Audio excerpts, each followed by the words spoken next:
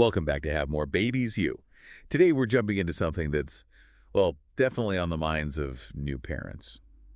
Budgeting for a baby. How do you handle all those costs for the essentials without feeling totally overwhelmed? It's a big one for sure, especially with your first child. The list of things you think you need can seem endless, and the costs add up fast. Exactly. Yeah. So we've looked at this really practical guide from Omega Pediatrics, kind of a new mom's guide to budgeting for baby stuff. Our mission today. To pull out the best, most actionable tips, right? How to save money on everything from the big stuff like furniture down to, diapers and healthcare. Precisely. Helping you feel confident about managing the finances so you can focus on the baby. Let's get into it. Sounds great. It's all about being smart with your money. Okay, so that initial shopping list. Baby furniture. It's so easy to want the perfect Instagram-worthy nursery. But if you're on a budget, where does the Omega Pediatrics guide say to start? What's truly essential? Yeah, they really stress focusing on the absolute must-haves versus the would-be-nice items. So think, a good, firm mattress, a safe crib, definitely check safety standards, maybe a nursing pillow, and some basic baby bedding. That's it. Everything else is secondary, at least initially. Pretty much, if budget is tight, you can add other things later if you find you really need them, but those are the core items to get you started. That makes sense. Prioritize. Okay. Next big area, feeding.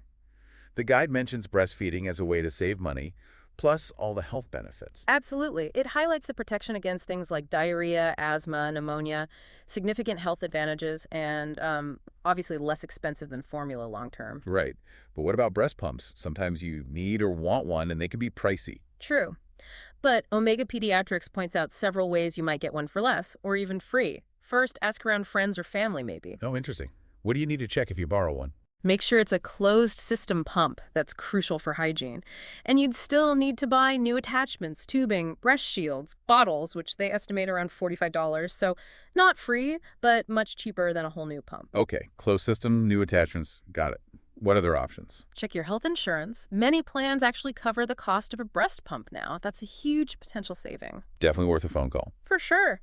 Also, look into local community groups, breastfeeding coalitions or nonprofits. Sometimes they have loan programs, or hospitals might too. Explore those community resources. Great tips. Now, still on breastfeeding, what about clothes for mom? Do you need a whole new wardrobe? The guide suggests maybe not. Really, the only specialized item you might truly need are some comfortable, supportive nursing bras. That's a relief. Yeah. And they have clever ideas for making do otherwise. Use flowy tops you already own. Button-down shirts are great for access. Even a large scarf or a thin baby blanket can work as a cover if you want one. Smart. Using what you have. Exactly.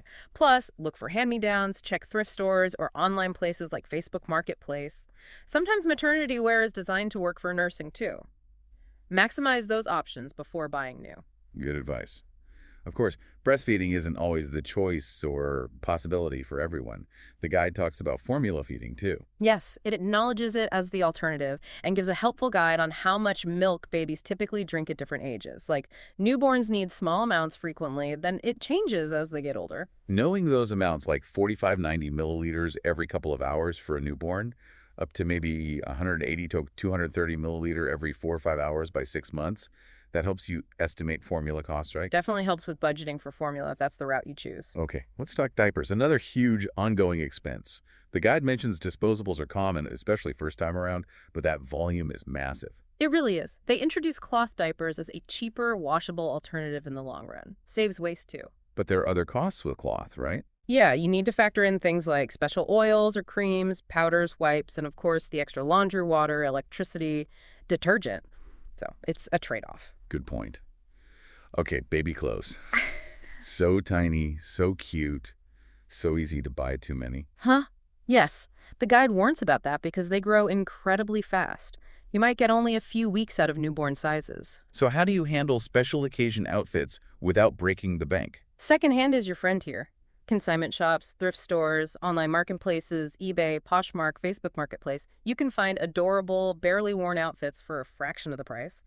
Also, check local parent groups. Great idea for something they'll wear maybe once or twice. Now, childcare. a massive expense for working parents. Huge. The guide touches on daycare usually being cheaper than a nanny, but still significant. It suggests exploring family or friends helping out or looking into parental leave options, but acknowledges those have their own financial considerations too. It's a complex decision. What about healthcare? Obviously essential. Absolutely non-negotiable. The guide stresses the importance of regular pediatric checkups and lists the standard well baby visit schedule recommended by the AAP, first week, 1 month, 2 months, 4 months, and so on. Right, you need to budget for those visits, plus maybe some sick calls too. Exactly. And having health insurance is key here. It might seem like an expense, but it saves you so much money in the long run, especially if anything unexpected comes up. For sure. The guide even had some interesting tips for saving money at the hospital during delivery, like questioning the private room. Yeah, that was interesting. Opting for a shared room, if available and acceptable to you, can apparently save quite a bit. Something to ask about. And asking for freebies. Yes, don't be shy. Ask the nurses for samples of baby lotion, diaper ointment, baby wash, they often have them, and take advantage of the supplies in your room. Diapers, wipes, swaddling blankets, those little nasal aspirators. Because you're likely being billed for them anyway. Often, yes. So make use of them. Every little bit helps. That hospital freebie idea leads into taking advantage of healthcare freebies generally. The guide suggests talking to your pediatrician. Right. Ask them directly if they have any samples, especially formula if you're going that route, or coupons. Also ask if they know of any free local programs or resources. Just gotta ask a question. Doesn't hurt. They also recommend signing up for newsletters and reward programs from baby brands online. Lots of companies send out coupons and samples that way. Oh yeah, those email lists. And visiting health fairs. Health fairs, baby expos, sometimes hospitals run events. You can often pick up freebies and good information there. What about online resources? The guide mentions checking out online parent forums or social media groups where people share tips on finding free stuff. And specific freebie websites exist too. In government or nonprofit help? Absolutely. Look into programs like WIC, Women, Infants, and Children, or SNAP if you might qualify. Local charities sometimes offer help with baby essentials too. Worth investigating all avenues. Okay, so the Omega Pediatrics Guide wraps up with 9 specific money-saving strategies. Let's run through those quickly. Number 1, don't buy everything at once. Yes. Start with the basics. Maybe just a bassinet for the first month instead of a full crib right away. See what you actually use and need. Makes sense. Number 2, buy diapers in bulk, but carefully. Right. You can save per diaper, but don't buy cases and cases of newborn size. They grow out of them so fast. Maybe wait till you know what size fits well for a bit. Good caution. Number 3, breastfeeding is your best friend. We covered the benefits. Number 4, borrow baby furniture if you can. Ask friends, family with slightly older kids. See if they have a crib or changing table they aren't using. Number 5, go thrifting for secondhand items. We talked about clothes, but this applies to lots of gear too. You can find high chairs, bouncers, sometimes strollers in great condition. Just check safety recalls. Smart. Number 6, go for hand-me-downs. Clothes, toys, books, reach out to your network. It might not all be your style, but free is free. True. Number 7, don't buy baby shoes yet. Newborns don't need them. Socks or footed PJs are fine until they're actually walking. Save the money. Okay. Number 8, buy generic brands. Especially for things like formula, which is regulated by the FDA anyway. Store brands are often made by the same companies. Omega Pediatrics can give specific advice here too. And for clothes, the brand name doesn't matter to the baby. Good point. And the last one, number 9, you can make your own baby food. Yeah, once they start solids. A simple blender or food processor is all you need. You control the ingredients. It's often healthier and definitely cheaper than buying all those little jars. Lots of recipes online. That covers a lot of ground. The guide also mentions places to find coupons for baby food and formula specifically. Yep. Company websites and newsletters again. Store baby clubs at supermarkets often send coupons. Check online coupon sites, manufacturer websites directly, and watch social media for promotions. Lots of places to look for discounts. Finally, why is doing research before buying big items like strollers or car seats so important? Well, first, to avoid wasting money, right? Buying an expensive stroller that doesn't fit in your car or is too heavy for you to manage is just frustrating, and costly. Definitely. Personal experience matters too. If possible, try things out.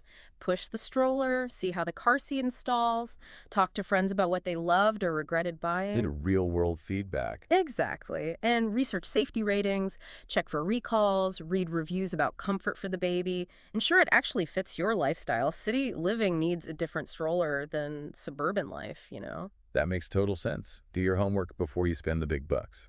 So wrapping this up, the main takeaway seems to be, with a bit of planning, a clear budget, and using these kinds of smart strategies from Omega Pediatrics, managing the costs of a new baby is absolutely doable. You can provide everything your baby needs without feeling financially stressed. It really is about being informed, resourceful, and focusing on what's truly essential, especially in those early days, making conscious choices. Absolutely. For way more detail on all of this, tons of resources on baby care, budgeting, health, everything, we strongly encourage you to visit omegapediatrics.com. They have a wealth of information there. Seriously, check it out, omegapediatrics.com. And hey, if this conversation was helpful for you, please give us a subscribe so you don't miss future discussions, and definitely share this with any friends or family who are expecting or have new little ones. We hope this gave you some practical ideas and maybe a bit more confidence. Thanks so much for tuning in to Have More Babies Today. Goodbye for now.